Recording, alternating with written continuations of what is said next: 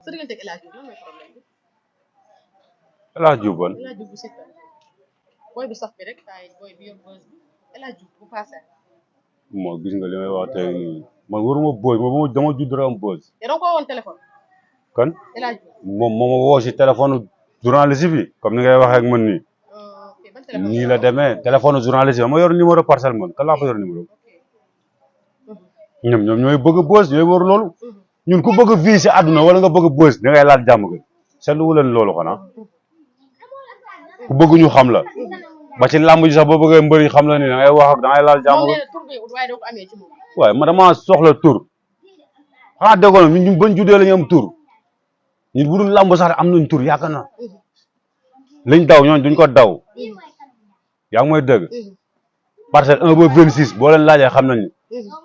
ay El Hadj Diouf boo yooyu yéen raara baar yooyu nga xam ne man nañu xamu fu ñuy daw ngeen leen di dëkk micro loo xam ne musu ñoom dañuy wax boo wax lu ñu wax ñu nag ñooñu bokkuñu de xoolal xamoo ko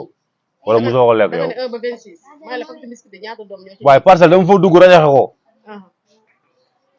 parce que xam nga ma laaj loolu ñu dégg Siteu ne Paquet biscuit bi heure bu ko daajee benn bu ci daaj bu la cee daan ba léegi Paquet biscuit ba ngay parcelle ba mu ko daajee ba léegi muy fa dañ ko faa bàyyi kan moo si yéey moom kese si yéey yooyu bu ci kat lan la waxoon Papa Sow 1 ba 26 ara buñ taxaw mooy loolu moo wàcc daan nii la demee dugg naa fa rajaxe ko jàpp Zos wala waaye di loo ko Zos moom benn coup laa ko laal mu dem teer yóbbu ko hôpital fële principal jàpp bër bi waaye di loo ko Papa Sow problème yooyu mu jàngaloon di leen pompe seen papa jooju laa soxla dama ko yàgg a jooy bërëre boobu noonu du bandi du dere aminta loo xoomo lu jënd wuñ ko baaxuñ ko sax xel yéen a ko ragal mais nee ko ñun ñu ngi ñëw yéen mais ma sama jàmm waaye boo demee ne ko bibi nee na lamb ji des bëreetul ñu ngi ñëw nañu xaar tuuti ñun ak ñooñu bokkuñu wër na sëñ Bamba ñu lamb daf ñu jaral ak lamb bu mu mën a doon bu leen jaralul sax ñun jaral nañu. mais bii mooy il faut mu jeex parce que titre roi des arènes bi teg moom yéen a koy doog a. waaw xanaa déggoon ñun bu la ngay dugg ci stade bi da ngay xeex. waaye it kon la dina métti de. moo tax man la ñooñu làmbuñu ñun ñooy làmb. waaye xale peese dañoo woo kongu. ñooñu waaw waaw. yow non. yow waxu jàmbur ngay jëndi ko mbubboo ngi xanaa xam nga yéen des fois dama leen di mere sax yéen yéen a yokku nit ñi fit. barki sëñ Fallou yéen yéenay pompé yenn bërëre yi nii sax yéen ku ñu ñeme sax si yéen leen tax ñu ñeme ñu ndax yéen yéen leen fekk seen salle de bain telal micro ñuy wax. ñoom lan lañu def ci salle de bain ñun interview bu la neexee ñu dem boo xool buntu gaale Modou Lo boo ñu woowoon ñu fekk la fa ñu interview te nit duñu téye ñooñu boo leen doon fay ay milliards post caare buntu Pikine sax duñ ko passé teg na pol yow da ngaa dof de mooy li ma la wax rek. ñàkk a xam moo war a bëri si te li mu yor ñoom yoruñu ko dama leen ko junj boo sonn ki du mbëru koñ du mbëru dëkk mbëru adduna la foo dem di nga ko fekk deretam di nga ko fekk ay mbokkam mooy li ma leen di wax bañ bëgg Modou Lo mi ngi doog am làmb ba mu juddoo ba léegi war na Serigne Touba ñim daal bëreel lépp ñooñu ñoo ko ragal di ko jub nii muy daw mais mi ngi teer si ñun baal ba bis ba nga xam ne làmb ñoo ko moom kontaan naa ci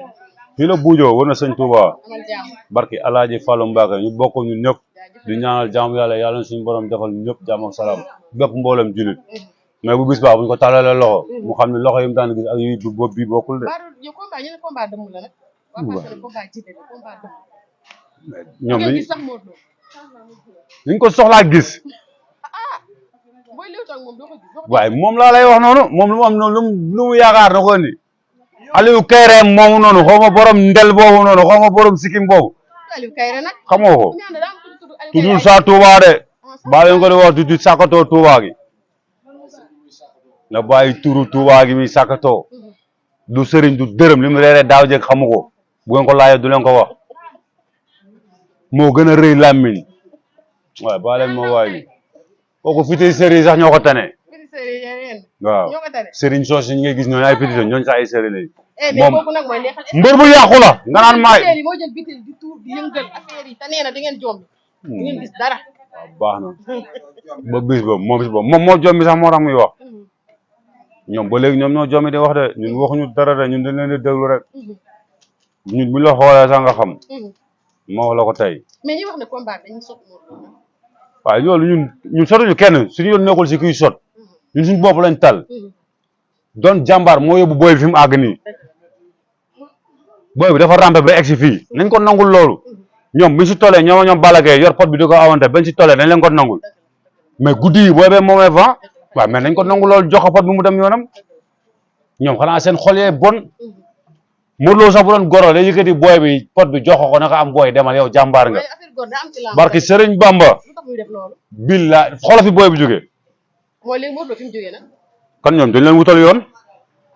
barki Sëriñ Bamba booy bi kenn wutalu ko yoon fayal ko dafa rampe beeg si fii li ma lay wax ni boo ko weddee dama laaj ko Bécaye kooku xam na si làmb tuuti moom boo ko laajee moom dina la wax booy bi barki Sëriñ Touba